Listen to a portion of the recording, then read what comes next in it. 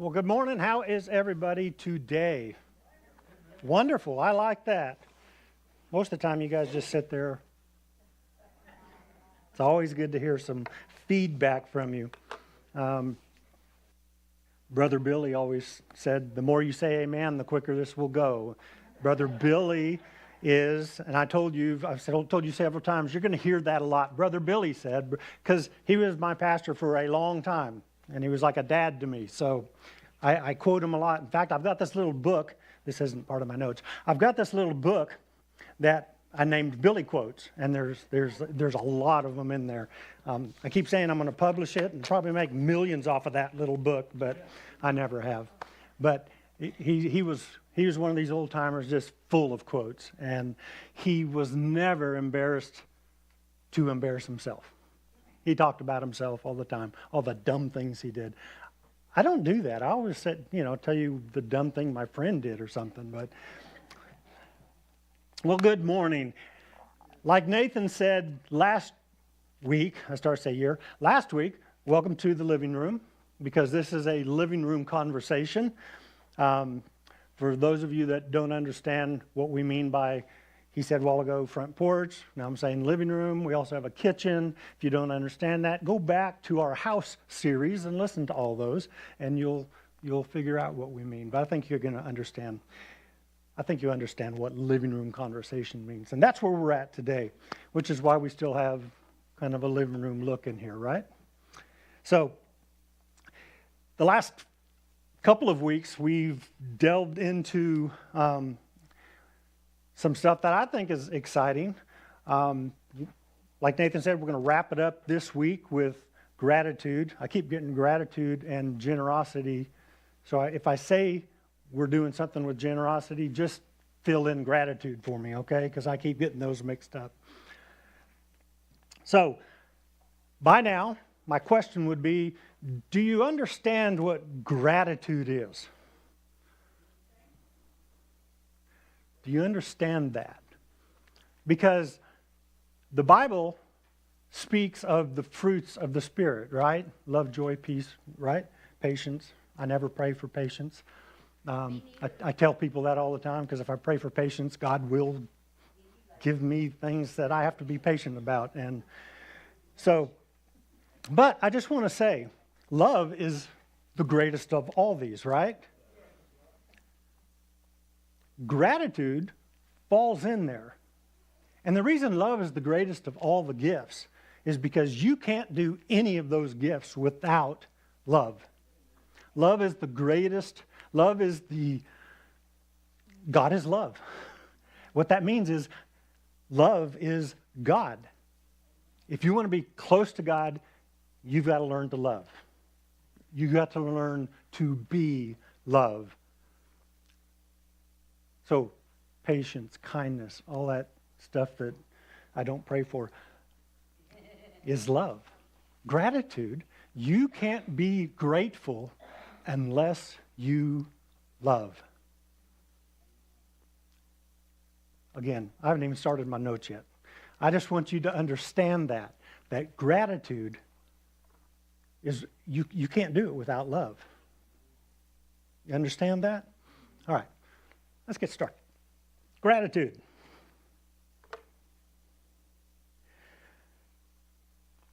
We've been talking about boxes. And here we have a representation of most everybody here. Your name's on here. This is your box. Nathan asked me, I think it was Nathan, he said, people aren't sure what to do with the boxes. Are we supposed to fill them up or something? If you want to put money in them, just feel free. Don't worry about it. Money will go to a good place. No, you don't have to do anything. This is just a representation of, we all have a box. It's a separate box. And we can live with our box, like Nathan talked about, like this. That's all taped up, maybe stuck in our attic or somewhere, storage room. And a lot of us live this way, whether you want to admit it or not. Because when you say, well, I don't live that way because I keep putting things in it. But no, you get another box and then you start filling it up. and then you tape it up and put it in the attic. But if it's in the attic, then, I have this rule. If I have something for about 5 years and I've never used it, it's time to get rid of it. Time to give it to somebody that can use it. That's probably too long of a time. It probably should be more like 5 months or something. So what you want is a box. See the lid on this box? What we need to learn to do is, my box isn't taped up, but what we need to learn to do is just get rid of the lid. Because now it's real handy to put things in and to take things out. Gratitude isn't putting things in. Gratitude is taking them out and giving them away. Gratitude is something that you see whether you need it or not, taking it out and giving it away. How many times, and I'm sure you've all done it, you've given something away that I really could have used that, but you still felt good about giving it away. You've all done it. If you haven't, I suggest you try. I know you have. So this is how we need to live, not like this. We need to live with an open box. All these are closed. You need to open them. And this isn't, I'm not trying to be hard on anybody, because you guys are very generous, and you know that. And I'm kind of into the choir. I just want you to know sometimes why we do things. We just do them. But why do we do them? What is gratitude? What does that mean? It's more than, and I'm not talking about money. I'm talking about everything that we do. I mean, there might be money in here, but there are things in here. Your time is in here.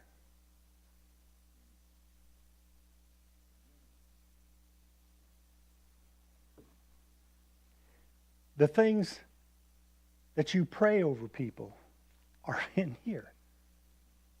Of course, as soon as you put a prayer in it, it's gone to God, right?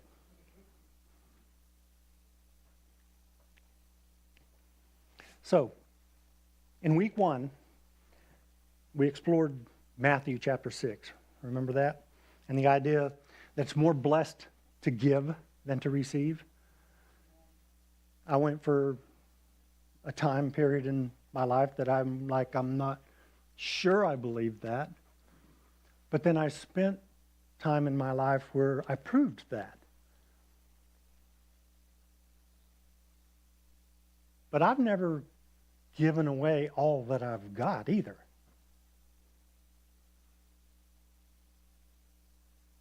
That might be different. I feel that I've given mostly out of my abundance, not out of that deeper, they need it worse than I need it, and I have done that. That's where gratitude is when you start giving out of not your abundance, but what hurts to give away. Because why? Because you love that person, that whatever, that group, that whatever. Because even if you don't understand everything there is to know about a certain situation, you give out of love. I remember taking a trip down to, sorry to say Port Arthur, south of Houston, whatever, Galveston, yeah.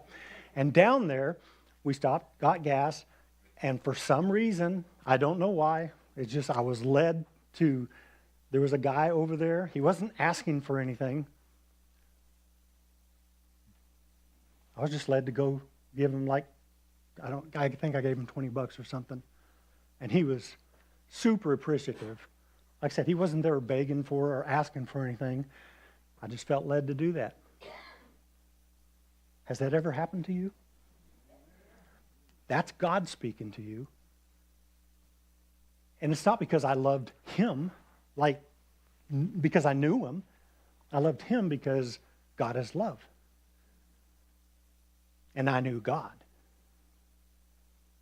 And therefore, you just do things that don't make sense sometimes. And that is okay. It's okay to do that.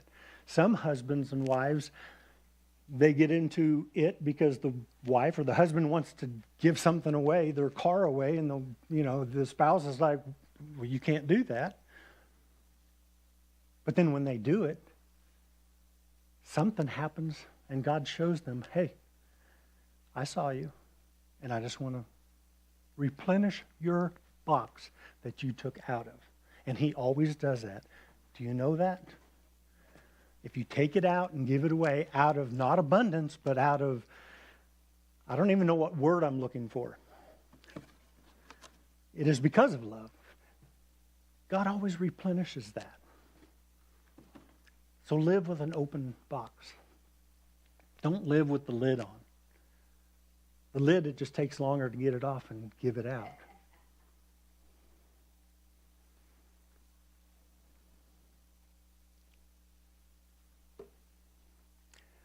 Nathan also talked about shifting from a closed box mindset, hoarding treasures here on earth, to an open box, and that's what I've been talking about. And we practice generosity, he said this, with our heads, remember? With our hearts, with our hands, right? Our heads, knowing God's generous nature, with our hearts, aligning our relationship with money to Jesus, and our hands, which is what? Actually doing it, right?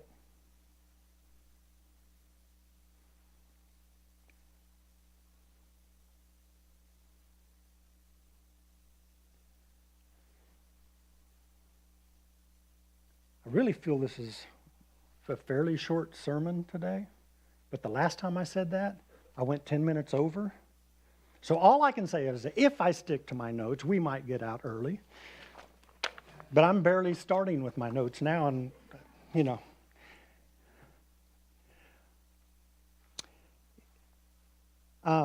Nathan also talked about, and I'm just reiterating this because he spoke of so many truths. He spoke of all the truths, and I had none left, so I'm speaking. No, I'm just kidding.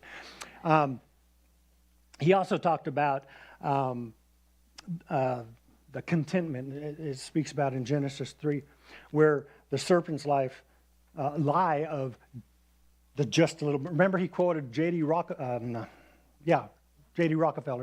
And how much is enough?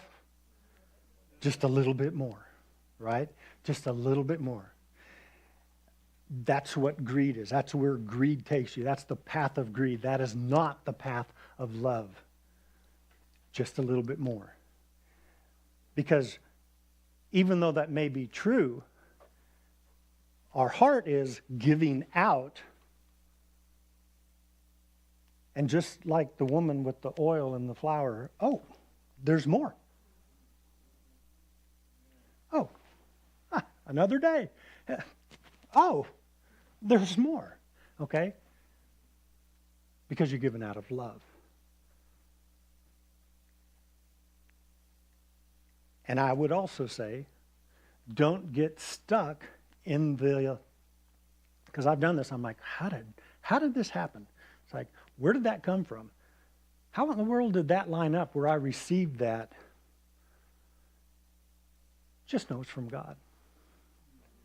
Sometimes just know God's taking care of you because you're seeing, you're doing, you're acting on the things that he's telling you to act upon. Just a little bit more. So, in Mark 4, we saw the deceitfulness of riches chokes out God's word like thorns, right? And in 1 Timothy 6, it says, the love of money plunges us into ruin, but godliness with contentment is great gain. So, contentment. That's looking inside our box and saying, this is more than enough. That's contentment. Not, I need another box, or my box isn't big enough. Contentment is looking in your box and saying, I'm okay with this. That's enough.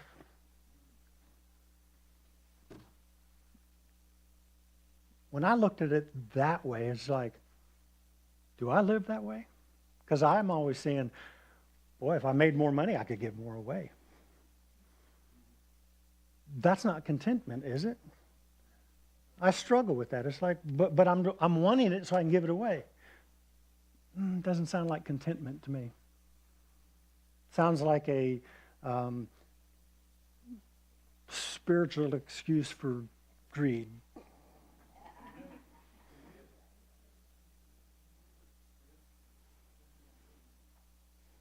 So today, as we wrap up this series, we're focusing on the overflow of abundance, the overflow of generosity, and what happens when we put it into practice.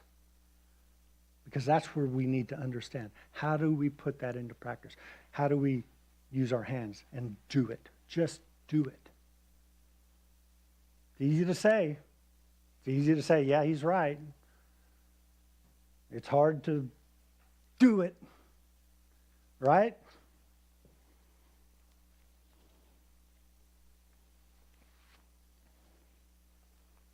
So let's kind of start where Nathan left off here. So will you love and trust money? Or will you love and trust God? In Luke chapter 16, it says, he that is faithful in that which is least is faithful also in much. And he that is unjust in the least is unjust also in much. If therefore ye have not been faithful in the unrighteous mammon, who will commit to your trust the true riches?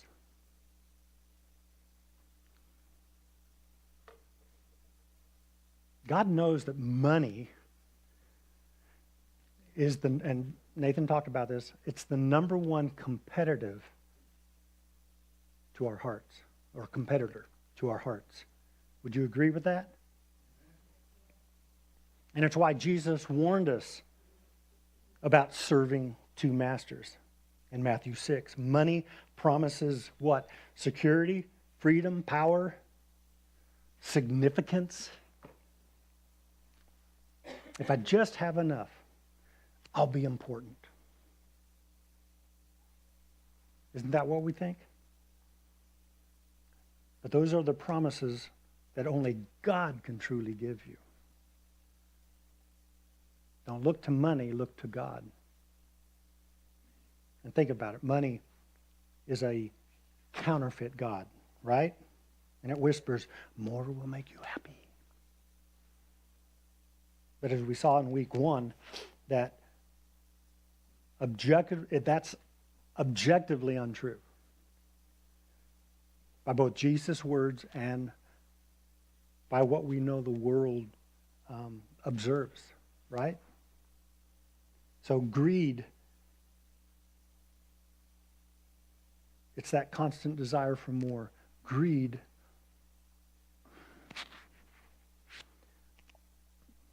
if you're greedy,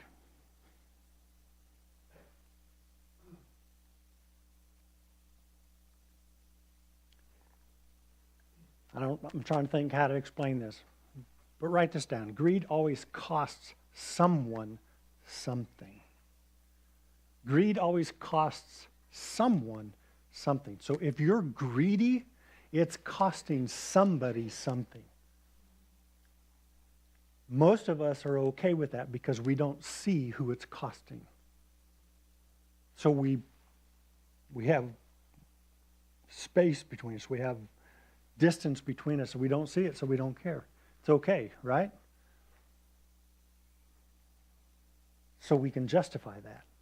But if you can remember, greed always costs someone something.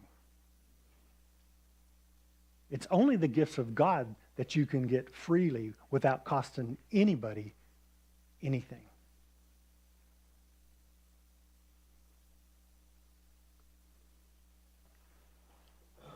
Nathan also said this. I'm re-preaching you, Nathan. He said so much good stuff. He said, and when he said it, I wrote it down because I'm like, yeah, that would be me. He said, very few of us confess our greed. We confess a lot of things, but how many of us say, I'm greedy? I don't think I've ever said that. And so that's what I've been thinking about all week. And, you know, it's like I'm struggling with greed. We confess other sins. We hide that one in plain sight sometimes. And so I wonder, is that because I don't understand what greed is, or I don't understand what generosity is? And that's why I think it's really important that we understand what generosity is. Where does it come from? What is it? And I've already told you that. It's part of the fruits of the Spirit of love. So if you don't love, you're not generous. If you want to be more generous, love more. Amen?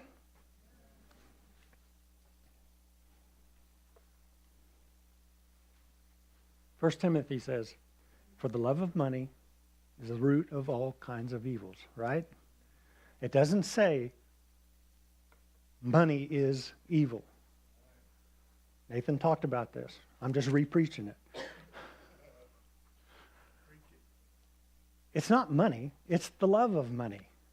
Money is a wonderful thing. If we had more, we could do more with it. We could give more away. And I told you that a while ago, that I'm like, oh, well, if I just had more money, if I could make more money, I'd have more to give away. Here's the thing. Who am I going to give it away to? If I had more money, I could give you more money. I could give you more things. I can give you what you need on your farm or whatever. You know, it's like, am I so arrogant to think that he's only going to receive that if I get more money? God's going to take care of him some way if God wants him to be taken care of. So why do I need more money? Why can't I just be, where'd my box go? Content with what's in my box. So the whole, well, if I had more, I could give more. Well, that doesn't even make sense. If we had more, we could give the poor more. God can take care of the poor without you. The only thing, the thing he wants from you, from us, from me, is that we love people. And it's not just money, it's time, it's things, it's letting them borrow stuff. It's whatever. It's abundance. Abundance comes in a lot of different flavors.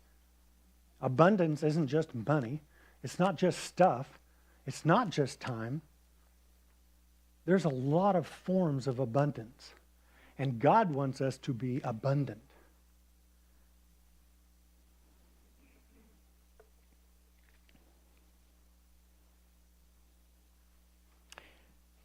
I had this thought, and I've said it to people.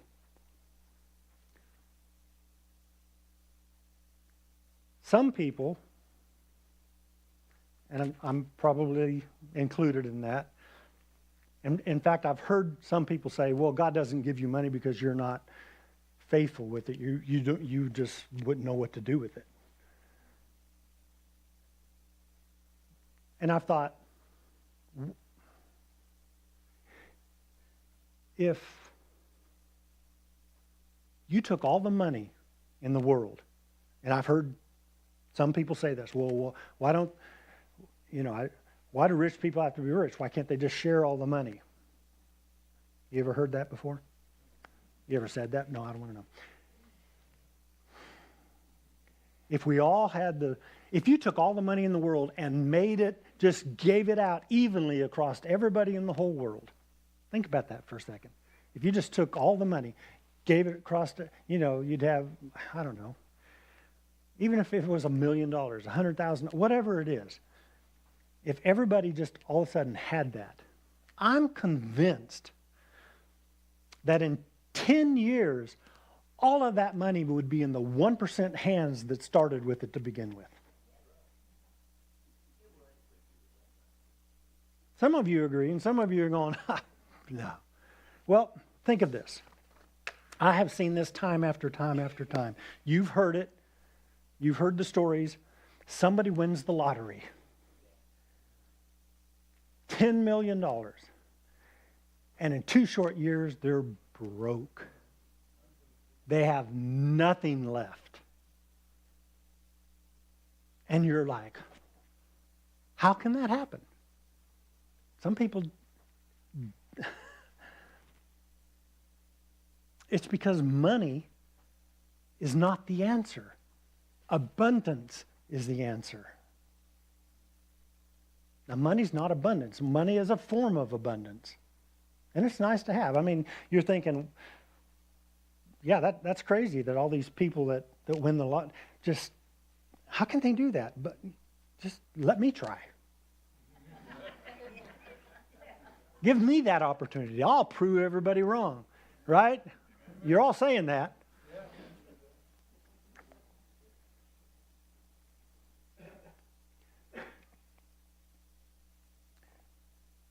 Without contentment, I said that wrong. That word. Not contentment. It's, what is it? Is contentment the right word? I'm content with it. Yeah. I was thinking I was accusing somebody of something for a second. Without contentment and generosity, okay, then we chase the counterfeit. Just like the lottery winners. And they're just broke in a few years. And it doesn't matter what you chase after. If you finally get it, man, I've been wanting that new car for years. And I did things I probably shouldn't have done, like borrow more than I should have on that car. And you finally get it, and it's like you just go after the next thing. It's like it's not really what I wanted. And then in a year or so, or 6 months, you get rid of the car for less than you gave for it. There's a lot of head shaking. Yeah, I've been there. It's because you're not. That word is just messing with my mind. Content. What is it when you're accusing somebody of something? Anyways, yeah. So, like I said, I'm not here to beat you guys up. I'm here trying to explain what this is to free you. Trying to free you. Because it's not about stuff. It is about abundance. But abundance comes in a lot of forms. How many of you have seen people that are just poor, or you would consider them as like you're living in a shack that nobody should be living in. And they're like, oh, I'm all right. I'm good. I'm rich. I have all I need. And I'm like, no, you need a front door because it's getting cold tomorrow morning. Oh, I'll be all right. I got blankets. I mean, that's abundance because they see what God has given them.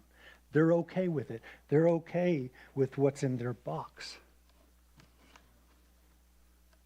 Now, yes, some people are okay with what's in their box, or it seems to be. But I'm going to just say this, okay? But it's not because they're content, it's because they're lazy. There's a difference. Because they want more, and they'll do things to get more. They're just not the right kind of things. Some people, I'm going to say this too, Grady. Do you know thieves spend more time stealing stuff than if they would have just gotten a job? Okay. That wasn't in my notes either. So, what is abundance, right? What is abundance? And I think Nathan said this, of course. These are his notes. No. He said, contentment is being satisfied in whose you are, right? Who you are, and what you have. I'm okay with that.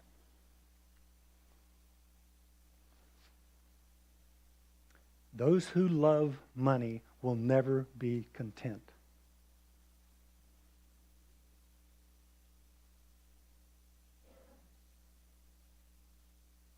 Because the love of money is the root of all evils. So if you love money, you will never be content. But those who love Jesus can truly be content. And I'm not saying, you got to think about it, I'm not saying if you love Jesus, you are content. Because we all love Jesus and some of us aren't content. Is that fair enough to say? Because I'm always going, well, how else can I make some money? Or how else can I get this thing that I wished I had? But if you love Jesus, that's the only way you can be content.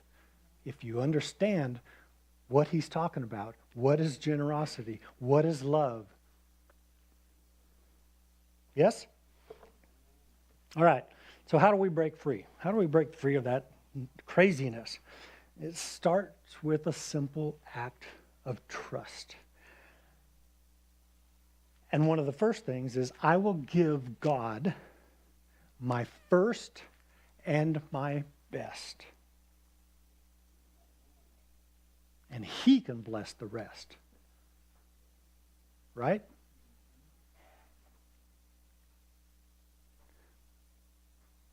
Now, a tithe of everything from the land belongs to the Lord and is holy to the Lord. Does it say a tithe of your money? No. What have we talked about? Put abundance in there. For the tithe of abundance is holy to the Lord. So it's everything that you have. Your time, your money, your thoughts, your prayers, your generosity, the things that you do for other people. And what's a tithe? How much is a tithe? 10%.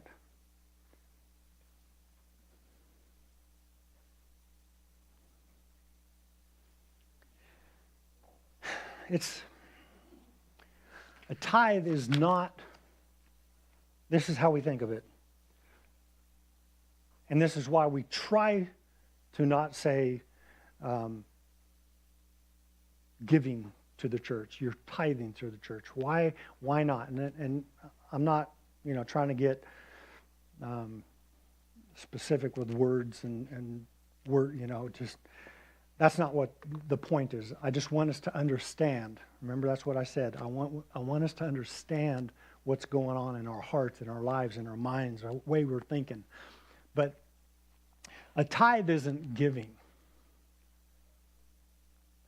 And why do I say that? It's because we're returning something to God that's already God's. You've heard that. But I sometimes think we don't understand that, or we don't want to understand it, maybe. The Bible says to bring the tithe to the storehouse, right? It doesn't say give it. It says bring it.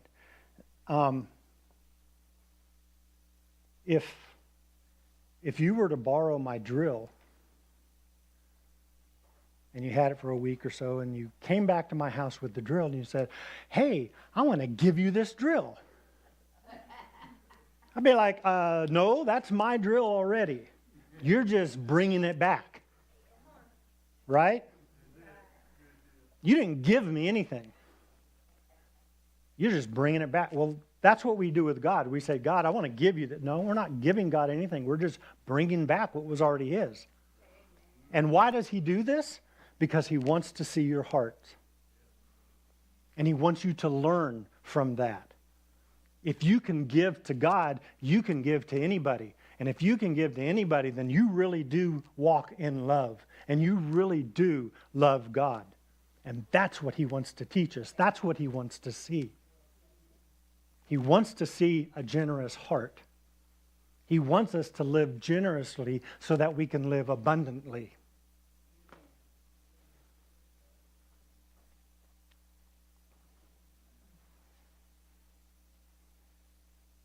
So if we're honest, tithing isn't generosity.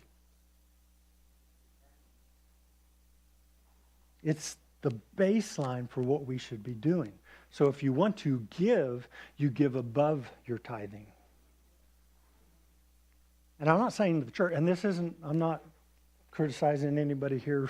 It's like, I want you to be free. I want you to live in abundance. The only way we can live in abundance is to truly understand what God wants us to be, which is a generous people.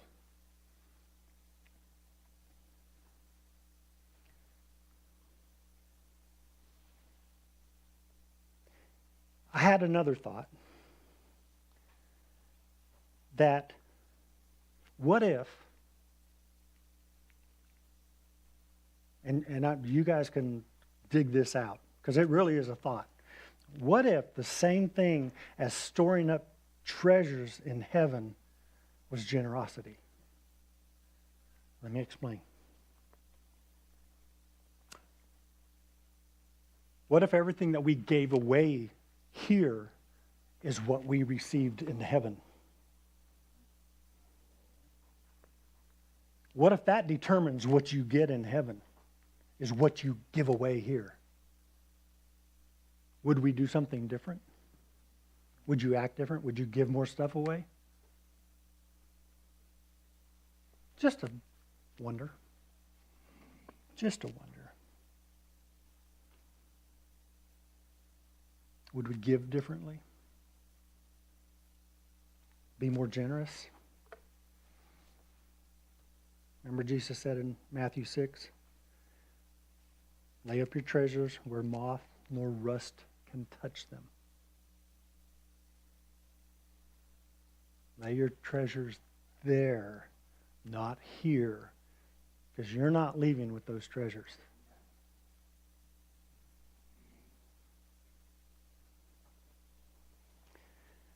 I want to share a story. I've only shared it once before that I can think of. But I want to share it not to be boastful or anything. I just want to share it so you guys will, it's a story that will hopefully help you guys to understand where I'm coming from and what I've seen God do and I know He can do. And you guys know it too, but it's just a form of encouragement. Back in 2003, I guess I should start with before that, up to 2003,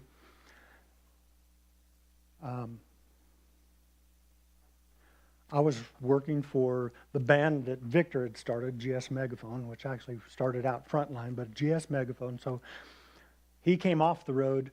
I went on the road with him as their manager, drove the bus, did everything basically. Made very little money. I think I made $8,000 one year in 2002 or whatever year it was. but I was abundant. I don't even know. That's one of those things I told you, how in the world did that, I don't know how that happened. I really don't. Can you imagine living on that? But God took care of me. And I wasn't, want for anything. So in 2003, I started working for Josh McDowell Ministries. Don't know if you've heard of him, but we teamed up with Teen Mania. And he was doing a tour with Teen Mania, going into each city all over the United States and Canada. They basically went in 3 times. They met with the parents, they met with the parents and students, and then they met with the students on this big event. If you've ever been to a Teen Mania event, they're huge. They're in big stadiums and stuff. So I started working for them. Now, my numbers here aren't exact. They may not have even been close. But I put the numbers into figures that we could think about in our head. We could do some addition, subtraction, multiplication, okay? So when I started working for them, they were paying me $800 per event, and we were doing 2 or 3 events a week. I was on the road a lot, plus a per diem. They paid for everything. So the money that I brought home is money I brought home. There was no expenses in that. They took care of the airline flights. They took care of food, anything, the hotel. It was all taken care of. So I was making $800 per event, most of the time 3 times a week. From making not even $800 a month, right? Pretty good increase. Well, in my previous life form of abundance, usually, $800 a month sometimes not even that, I was kind of used to that. So when I started making $800, which is, $2,400 a month, is that right? No. 8, 16, 20, yeah, it's 24, yep. I'm like, wow, thank you, God. And so my tithes would be on $2,400 or $800 would be $80 a week, right? Tithe on that. Oh, sorry, $2,400 a week. Oh, that was a week, not a month. Yeah. It was $9,600 a month, something like that. It's crazy. It's stupid. But my tithe a week would be $240, right? 10%. I was given $350, $400 a week just because I'm like, God, you have blessed me you literally have blessed me. Now, this isn't in my notes. I'm going to step on some toes. I know I am. But it's okay because Victor quotes me on this too sometimes. So if he can say it, I can say it. I get aggravated at people when they say, God gave me this car. Oh, wow, that's cool. Yeah, it's only $400 a month payments. Whoa, wait a minute. I thought you said he gave you this car. If you're making payments on it, God didn't give it to you. I'm sorry. Now, you could say, God provided me with a job that I was able to pay for this car. You could say it, but don't say God gave me this car, okay? Sorry about that. That's not in my notes. I'm just trying to help us to understand how to live in abundance, okay? Give me a break. So, where was I at? Okay. After the first month working with Josh McDowell, right? $9,600-ish. Let's just say $10,000 to keep it simple. That first month. And I tithed, tithe on $10,000 would be $1,000, right? I think I tithed $2,500 on that or something, just something around that, between $2,000 and $2,500. After the first month, they came back to me and said, you're doing such a good job, we want to give you a raise. We want to pay you $1,200 per event. Now, if you got your calculator or pen and pencil, I just want you to note And if I gave you the true figures, you'd really see it. These are general figures, okay? The amount that they raised my salary to matched what I was tithing.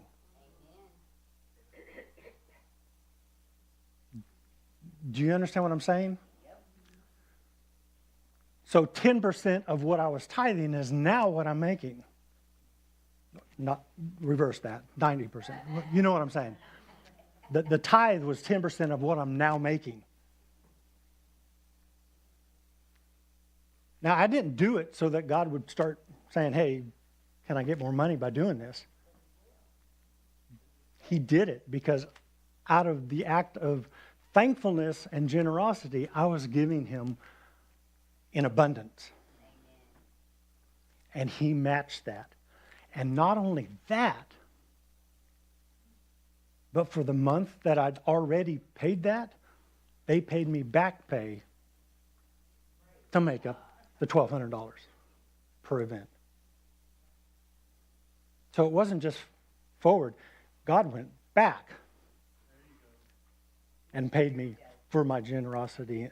I'm telling you, if you live in abundance and be satisfied with what you've got, if you can learn to, and I know it's hard. I understand that. I know we have bills. I know I know we have kids, and they take a lot of money.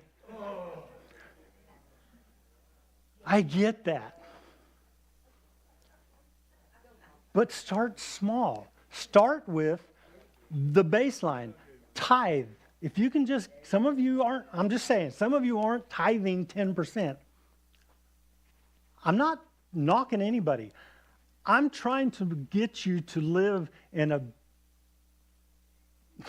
life of freedom, a life of abundance. If you can get there, get there. Work on that first.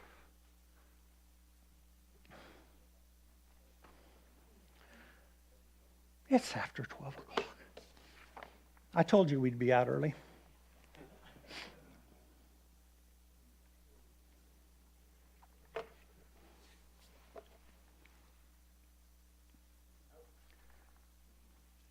Here's another thing that I think we can do.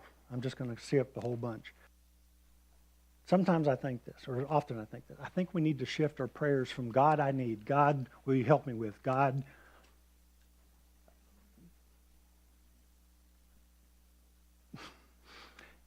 think about what we pray. Is it a prayer of need? We do that a lot, right? And I'm not saying it's wrong, because God says, tell me what you need. Bring those to me. But sometimes I think that's all we do. Just try doing this once a day, or if you're only praying once a week, try it once a week. I don't know. I'm not judging anybody. I'm just saying, try to pray with no needs in the prayer, all gratitude. Thank you, God, for what you've done for me today, this week, this month, this year. What you've blessed me with, the beautiful wife that I've had. Just be thankful. Don't always make it God. Don't always go to God when you need something. He doesn't want that. He wants to hang with you just to hang with you. If your best friend, you hung with them and you always told them you were needing stuff, and they'd quit hanging around with you. Well, God may just quit hanging around with you. He may, I'm just kidding, he won't, but he may want to.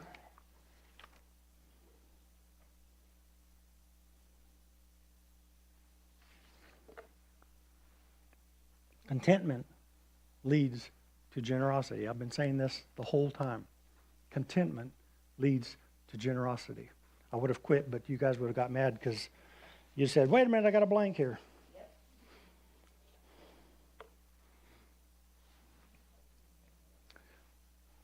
So, what's in your box? What's in your box that you're not using, that you could give away?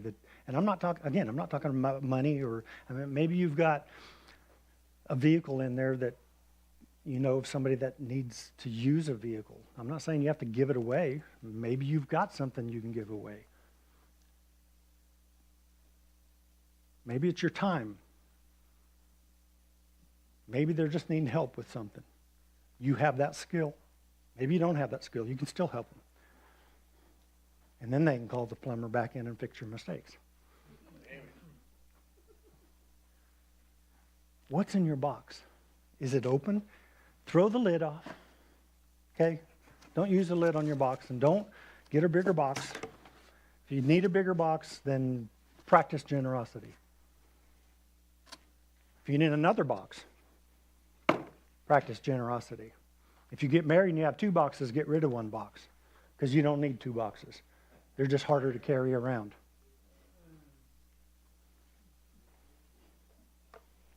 I have a lot more good stuff, but we're going to end. I have a lot more of Nathan's notes. No, I'm just kidding. God, we just come to you right now, and we thank you for what you've done for us, with us, and what you're going to do with our church body, with our whole county, God. Help us to be generous. Help us to walk generous. Help us to live in generosity, which is living in love, which is what you ask for. Everything that is created, it is created by you with love. And the only way that we can live that way is to live as you ask us to live. And so help us with this. We may not understand this. So I just pray that as we go through the rest of this day, through this week, that you just let this message soak in. Let this theme, let this thought soak in everybody's life as they walk with you. And what they don't get today, they get this evening or tomorrow. Just start speaking to people, Lord, with your message of love, with your message of generosity, with your message of patience. You just want us to walk with you. And the closer we walk in love, the closer we walk with you. And so we thank you for it. I thank you for loving us. I thank you for the abundance. You are indeed the King of Kings, the Lord of Lords, the God of gods. And we give you all that we are, all that we have, and all that you truly wish us to be. God, we thank you. And in your precious Son's name, amen. I'm 10 minutes over. Again, I knew I shouldn't have said that earlier, but love you guys. Have a blessed week. Have an abundant week. And walk in that abundance. Amen?